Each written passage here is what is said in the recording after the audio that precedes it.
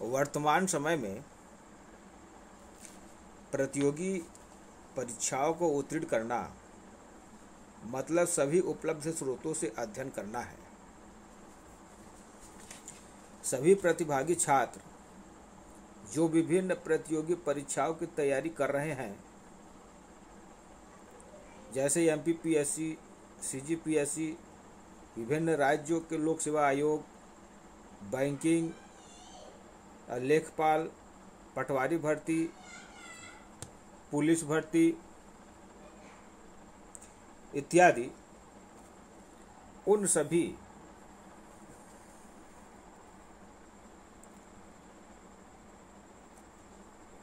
प्रतिभागी छात्रों का हमारे YouTube चैनल ओपी मैथ में स्वागत है। आज हम लोग सामान्य अध्ययन का भारतीय राज्य व्यवस्था, संविधान का प्रैक्टिस वर्क करेंगे। अभी तक हम लोग भारतीय राज्य व्यवस्था का वस्तुनिष्ठ प्रश्न, Power off.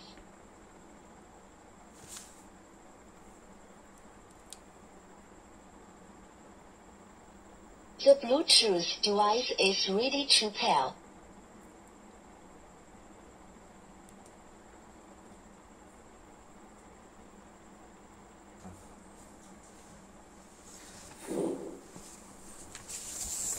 अभी तक हम लोग भारतीय राज्य व्यवस्था का वस्तुनिष्ठ प्रश्न 428 प्रश्नों का हल कर चुके हैं।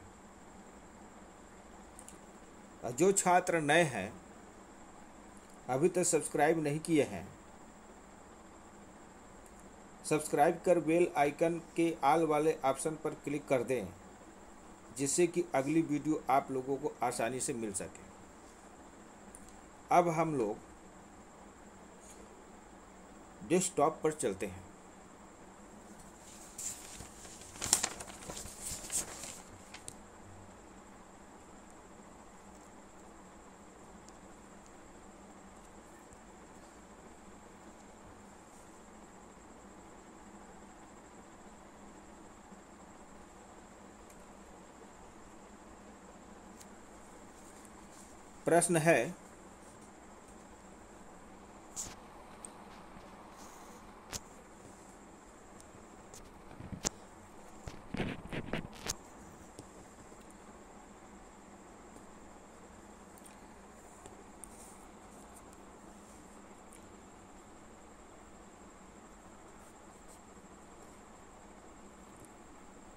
प्रश्न है, संसद का सत्रावसान करता है।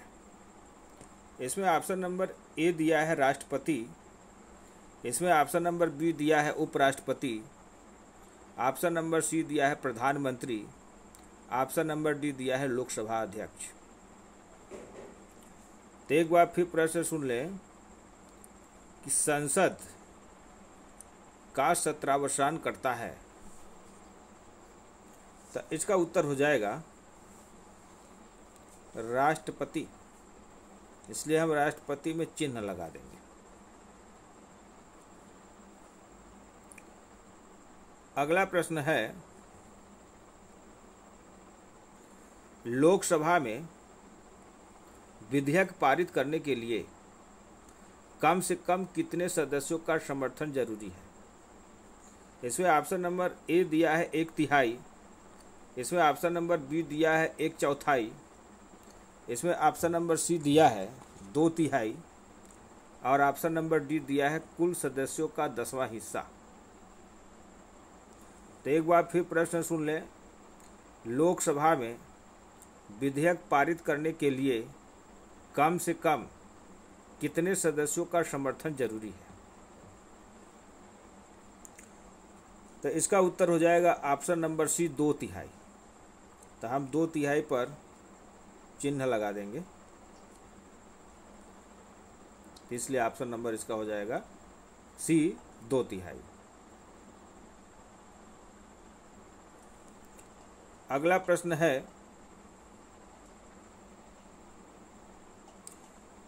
भारत सरकार द्वारा इराडी आयोग की स्थापना इनमें से किनके पानी के बंटवारे के लिए की गई थी? इसमें ऑप्शन नंबर ए दिया है Sutlej Beas, option number B दिया है Ravi Beas, option number C दिया है Jhelum Chenab, option number D दिया है रावी चिनाब। तो एक बार फिर प्रश्न सुन लें। भारत सरकार द्वारा इराडी आयोग की स्थापना इनमें से किनके पानी के बंटवारे के लिए की गई थी? तो इसका उत्तर होगा option number B Ravi Beas. तो हम इसमें चिन्ह लगा देंगे option number B Ravi Beas.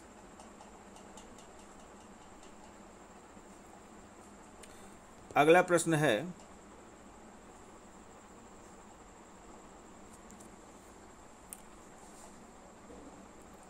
Rajya Sabha का सदस्य कितने वर्ष की अवधि के लिए चुना जाता है? इसमें ऑप्शन नंबर ए दिया है 4 वर्ष, इसमें ऑप्शन नंबर बी दिया है 5 वर्ष, ऑप्शन नंबर सी दिया है 6 वर्ष और ऑप्शन नंबर डी दिया है 7 वर्ष। तो एक बार फिर प्रश्न सुन लें। राज्यसभा का सदस्य कितने वर्ष की अवधि के लिए चुना जाता है? तो इसका उत्तर होगा ऑप्शन नंबर सी 6 वर्ष। तो इसलिए हम इसमें चिन्ह लगा देंगे 6 वर्ष।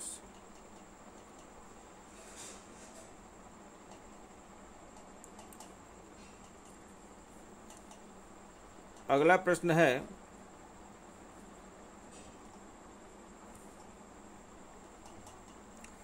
भारत के किसी राज्य की विधान परिषद में कम से कम कितने सदस्य होना चाहिए? इसमें ऑप्शन नंबर ए दिया है 40, ऑप्शन नंबर बी दिया है 60, ऑप्शन नंबर सी दिया है 45, ऑप्शन नंबर डी दिया है 55। तो एक बार फिर प्रश्न सुन लें कि भारत के किसी राज्य की विधान परिषद में कम से कम कितने सदस्य होना चाहिए? तो इसका उत्तर हो जाएगा ऑप्शन नंबर ए 40 वर्ष। तो हम इसमें चिन्ह लगा देंगे ऑप्शन नंबर ए 40 वर्ष। अगला प्रश्न है संविधान के अनुसार भारत की व्यवस्थापिका में कौन कौन सम्मिलित है? इसमें ऑप्शन नंबर ए दिया है लोकसभा, ऑप्शन नंबर बी दिया है राज्यसभा, ऑप्शन नंबर सी दिया है लोकसभा, राज्यसभा, राष्ट्रपति, ऑप्शन नंबर डी में दिया है लोकसभा, राज्यसभा। एक बार फिर प्रश्न सुन लें। संविधान के अनुसार भारत की व्यवस्थापिका में कौन कौन सम्मिलित है? तो इसका उत्तर हो जाएगा option number C Lok Sabha, Rajya Sabha, राष्ट्रपति। तो हम इसमें चिन्ह लगा देंगे ऑप्शन नंबर सी।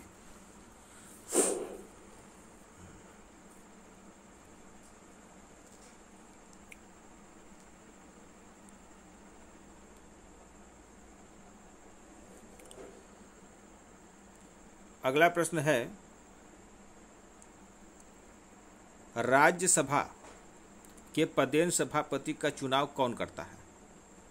तो ऑप्शन नंबर ए दिया है राज्यसभा के सदस्य, ऑप्शन नंबर बी दिया है लोकसभा के सदस्य, ऑप्शन नंबर सी दिया है लोकसभा व राज्यसभा के सदस्य, ऑप्शन नंबर डी दिया है लोकसभा, राज्यसभा व विधानसभाओं के सदस्य।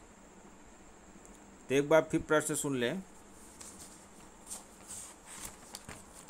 कि राज्यसभा के पदेन सभापति का चुनाव कौन करता है? तो इसका उत्तर हो जाएगा ऑप्शन नंबर सी लोकसभा और राज्यसभा के सदस्य। तो इसमें हम चिन्ह लगा देंगे ऑप्शन नंबर सी में। अगला प्रश्न है, भारतीय संविधान में आर्थिक न्याय का उल्लेख किस स्थान पर किया गया है? इसमें ऑप्शन नंबर ए दिया है प्रस्तावना एवं मौलिक अधिकारों के अंतर्गत, ऑप्शन नंबर बी दिया है मौलिक अधिकारों एवं नीति निर्देशक तत्वों के अंतर्गत, ऑप्शन नंबर सी दिया है प्रस्तावना मौलिक अधिकार एवं नीति निर्देशक तत्वों के अंतर्गत, ऑप्शन नंबर डी दिया है प्रस्तावना एवं नीति निर्देशक तत्वों के अंतर्गत।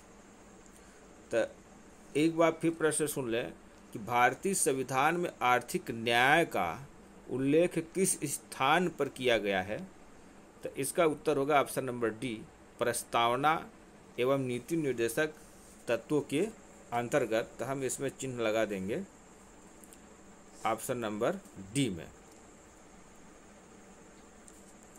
अगला प्रश्न है,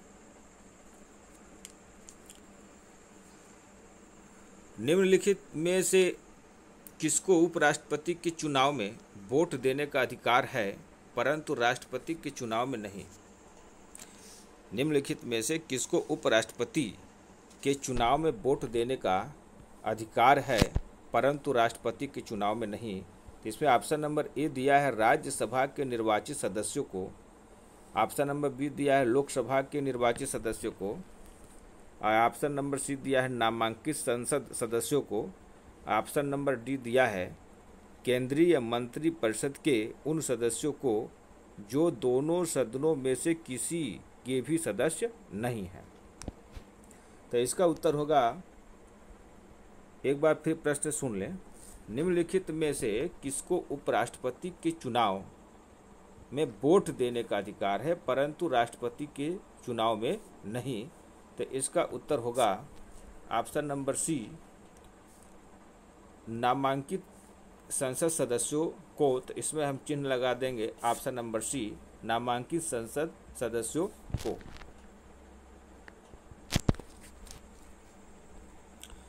अगला प्रश्न है, स्वतंत्र भारत के पहले रक्षा मंत्री कौन थे? यानी इसमें ऑप्शन दिया है option number A Manik Shah, option number B दिया है Sardar Baldev Singh, option number C दिया है Morarji Desai, option number D दिया है जगजीवन राम।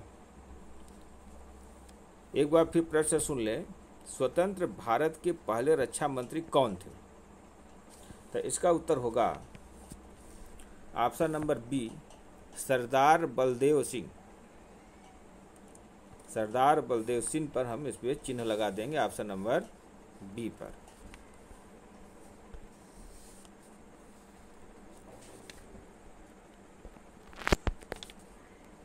अगला प्रश्न है, लोक अदालत का विचार किसने दिया?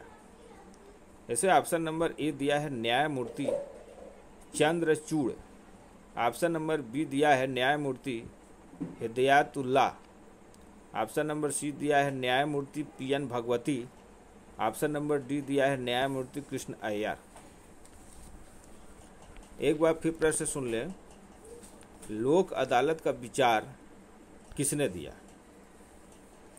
तो इसका होगा ऑप्शन नंबर सी न्यायमूर्ति पी.एन. भगवती। हम इस पर चिन्ह लगा देंगे न्यायमूर्ति पी.एन. भगवती पर।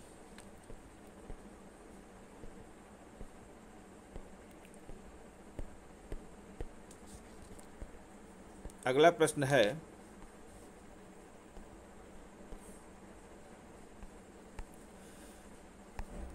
अगला प्रश्न है,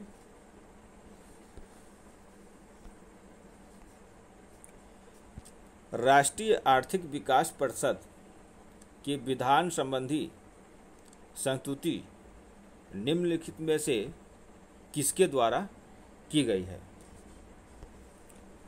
इसका ऑप्शन नंबर ए दिया है प्रशासनिक सुधार आयोग द्वारा, ऑप्शन नंबर बी दिया है योजना आयोग द्वारा, ऑप्शन नंबर सी दिया है सरकारी आयोग द्वारा। ऑप्शन नंबर डी दिया है वित्त आयोग द्वारा। तो एक बार फिर प्रश्न सुन लें। राष्ट्रीय आर्थिक विकास परिषद की विधान संबंधी संस्तुति निम्नलिखित में से किसके द्वारा दी गई है? तो इसका उत्तर होगा ऑप्शन नंबर सी सरकारिया आयोग द्वारा। तो इसमें हम चिन्ह लगा देंगे सरकारिया आयोग द्वारा।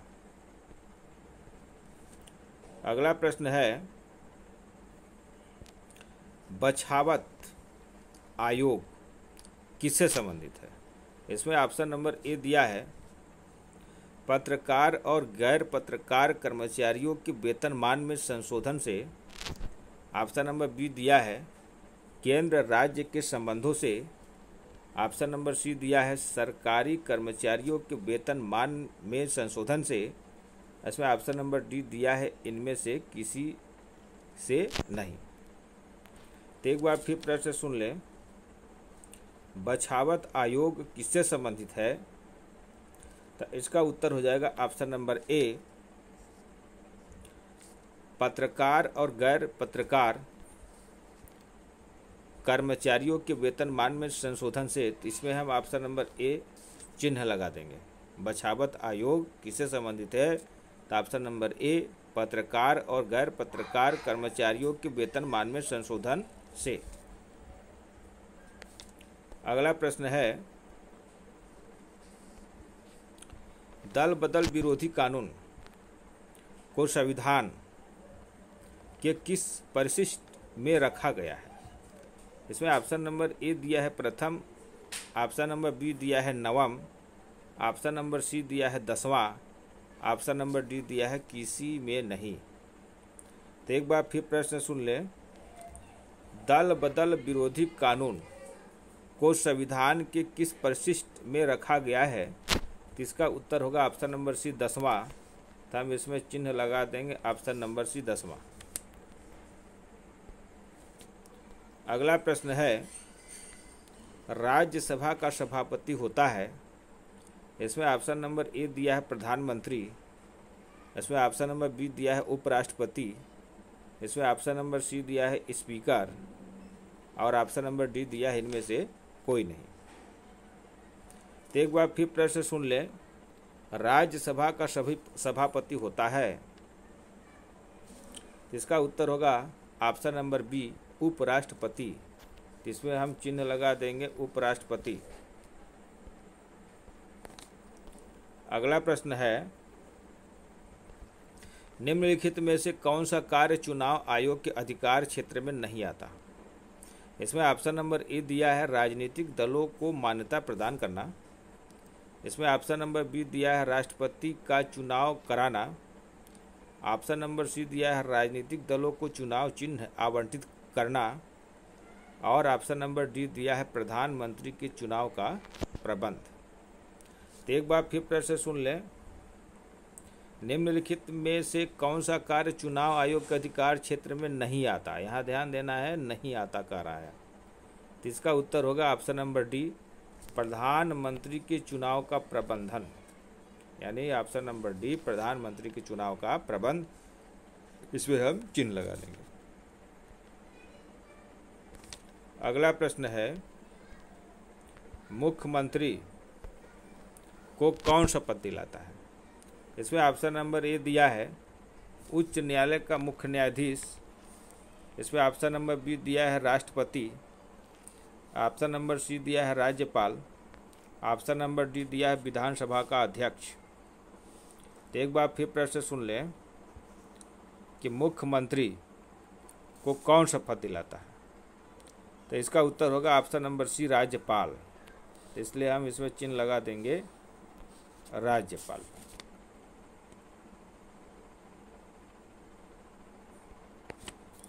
अगला प्रश्न है राज्यों में राष्ट्रपति द्वारा घोषित आपातकाल अनुच्छेद 356 की पुष्टि संसद में कितने समय में हो जानी चाहिए? इसमें ऑप्शन नंबर ए दिया है 1 माह। ऑप्शन नंबर बी दिया है 6 माह।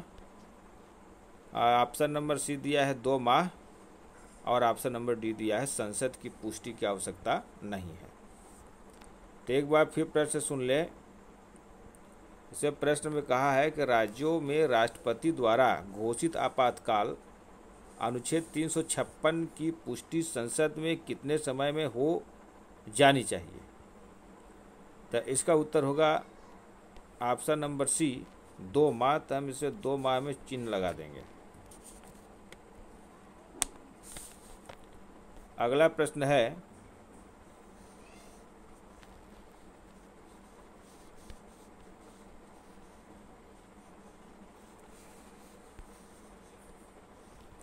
हिंदू विवाह अधिनियम कब पारित किया गया। इसमें ऑप्शन नंबर ए दिया है 1955, इसमें ऑप्शन नंबर बी दिया है 1954 में, इसमें ऑप्शन नंबर सी दिया है 1957 में और ऑप्शन नंबर डी दिया है 1956 में।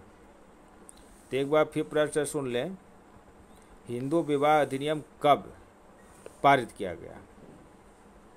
तो इसका उत्तर होगा ऑप्शन नंबर ए 1955 में। तो हम इसमें चिन्ह लगा देंगे 1955 में। अगला प्रश्न है, भारत में वित्तीय आपात स्थिति अनुच्छेद 360 कब लागू की गई है। इसमें ऑप्शन नंबर ए दिया है कभी नहीं, ऑप्शन नंबर बी दिया है 25 जून 1975, ऑप्शन नंबर सी दिया है 26 जून 1975 और ऑप्शन नंबर डी दिया है 30 अप्रैल 1952। तो एक बार फिर प्रश्न सुन लें, भारत में वित्तीय आपात स्थिति अनुच्छेद 360 कब लागू की गई है। तो इसका उत्तर होगा ऑप्शन नंबर ए कभी नहीं। तो हम इसमें चिन्ह लगा देंगे कभी नहीं। अगला प्रश्न है, निम्नलिखित में से किस भारतीय प्रधानमंत्री की हत्या बम विस्फोट में हुई। इसमें ऑप्शन नंबर ए दिया है Shrimati Indira Gandhi, option number B दिया है Jawaharlal Nehru, option number C दिया है Lal Bahadur Shastri, option number D दिया है राजीव गांधी। तो एक बार फिर प्रश्न सुन लें, निम्नलिखित में से किस भारतीय प्रधानमंत्री की हत्या बम विस्फोट में हुई। इसका उत्तर होगा option number D Rajiv Gandhi. तो हम इसमें चिन्ह लगा देंगे राजीव गांधी। अगला प्रश्न है, निम्नलिखित में से कौन सा कर केवल राज्य सरकार लगाती है। तो इसमें ऑप्शन नंबर ए दिया है मनोरंजन कर, ऑप्शन नंबर बी दिया है निगम कर, ऑप्शन नंबर सी दिया है संपत्ति कर, ऑप्शन नंबर डी दिया है आयकर। तो एक बार फिर प्रश्न सुन लें, निम्नलिखित में से कौन सा कर केवल राज्य सरकार लगाती है। तो इसका उत्तर होगा ऑप्शन नंबर ए मनोरंजन कर। इसलिए हम ऑप्शन नंबर ए पर चिन्ह लगा देंगे।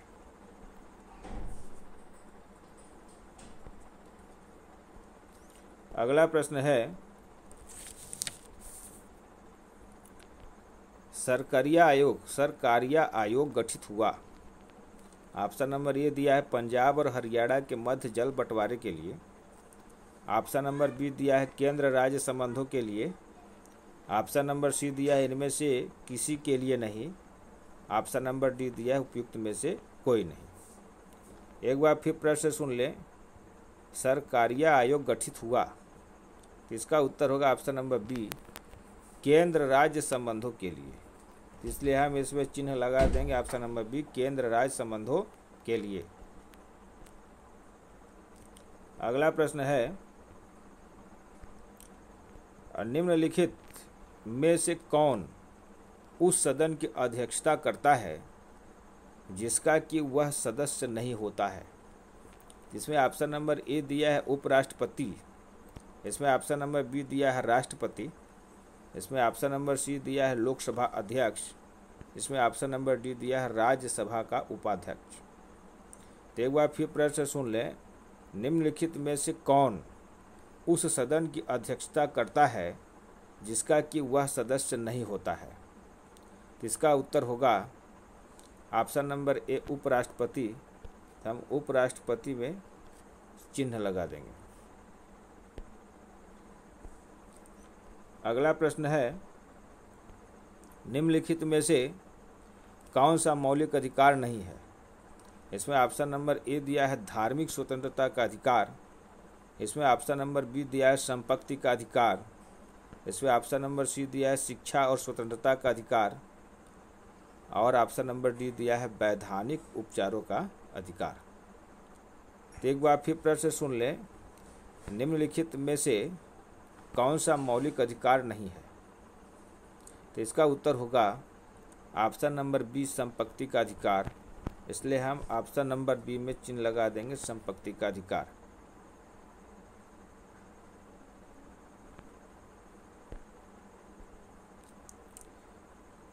अगला प्रश्न है, नीति निर्देशक सिद्धांतों का उद्देश्य है। ऑप्शन नंबर ए दिया है सरकार उनका पूर्णतः पालन करे। ऑप्शन नंबर बी दिया है न्यायालय उनको प्रभावी कराए। ऑप्शन नंबर सी दिया है सरकार अपनी नीतियों के माध्यम से उनके अनुसार अधिकाधिक कार्य करे। ऑप्शन नंबर डी दिया है उपयुक्त में से कोई नहीं। तो एक बार फिर प्रश्न सुन लें, नीति निर्देशक सिद्धांतों का उद्देश्य है। इसका उत्तर होगा ऑप्शन नंबर सी, सरकार अपनी नीतियों के माध्यम से इनके अनुसार अधिकाधिक कार्य करे। इसलिए हम ऑप्शन नंबर सी में चिन्ह लगा देंगे। अगला प्रश्न है, संसद के संविधान संशोधन की मूल अधिकारों से संबंधित शक्ति को अवैध घोषित करने वाला वाद कौन सा है? इसमें ऑप्शन नंबर ए दिया है केशवानंद भारतीय केस। ऑप्शन नंबर बी दिया है Minerva mill case. Option number C दिया है Golaknath case. Option number D दिया है प्रफुल्ल भारतीय केस।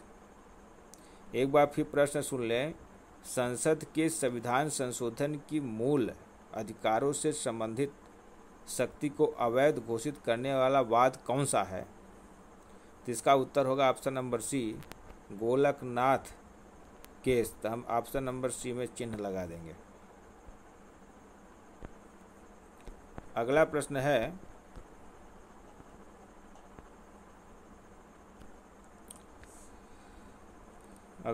है, राजीव गांधी का अंतिम चुनाव क्षेत्र कौन सा था? इसमें ऑप्शन नंबर ए दिया है अमेठी। इसमें ऑप्शन नंबर बी दिया है श्री पेरुम्बदूर। ऑप्शन नंबर सी दिया है चिकमंगलूर। ऑप्शन नंबर डी दिया है रायबरेली। एक बार फिर प्रश्न सुन लें, राजीव गांधी का अंतिम चुनाव क्षेत्र कौन सा था? इसका उत्तर होगा ऑप्शन नंबर ए अमेठी। अगला प्रश्न है, संविधान के किस संशोधन द्वारा सिंधी भाषा को संविधान की 8वीं सूची में सम्मिलित किया गया था? तो इसमें ऑप्शन नंबर ए दिया है 24वें। ऑप्शन नंबर बी दिया है 23वें।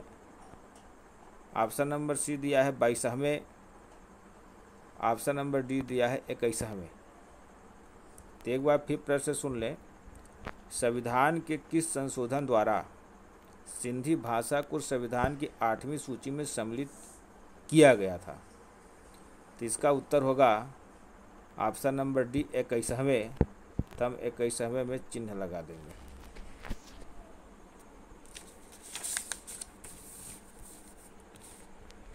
अब अगला प्रश्न है,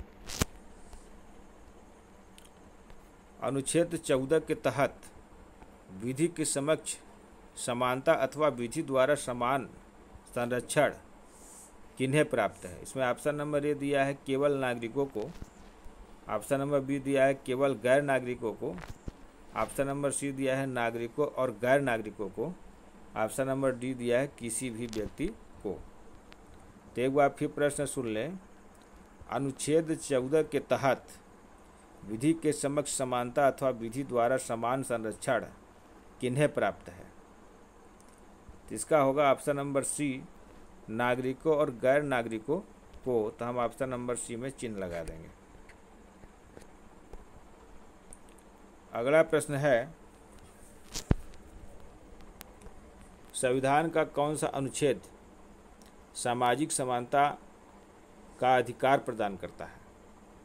इसमें ऑप्शन नंबर ए दिया है अनुच्छेद 14, इसमें ऑप्शन नंबर बी दिया है अनुच्छेद 15, इसमें ऑप्शन नंबर सी दिया है अनुच्छेद 16 और ऑप्शन नंबर डी दिया है अनुच्छेद 17। तो एक बार फिर प्रश्न सुन ले कि संविधान का कौन सा अनुच्छेद सामाजिक समानता का अधिकार प्रदान करता है? तो इसका उत्तर होगा ऑप्शन नंबर बी, अनुच्छेद 15। तो हम इसमें चिन्ह लगा देंगे अनुच्छेद 15 में। अगला प्रश्न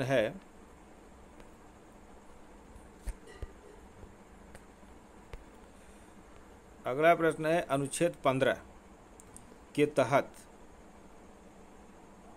राज्य को किनके लिए विशेष उपबंध की व्यवस्था करने से निवारित नहीं किया जा सकता है? इसमें ऑप्शन नंबर ए दिया है बालकों, ऑप्शन नंबर बी दिया है स्त्रियों, ऑप्शन नंबर सी दिया है सामाजिक और शैक्षिक दृष्टि से पिछड़े हुए वर्ग, ऑप्शन नंबर डी दिया है उपयुक्त सभी। तो एक बार फिर प्रश्न सुन लें, अनुच्छेद 15 के तहत राज्य को किनके लिए विशेष उपबंध की व्यवस्था करने से निवारित नहीं किया जा सकता है? तो इसका उत्तर होगा ऑप्शन नंबर डी, उपयुक्त सभी। इसलिए हम इसमें चिन्ह लगा देंगे, ऑप्शन नंबर डी।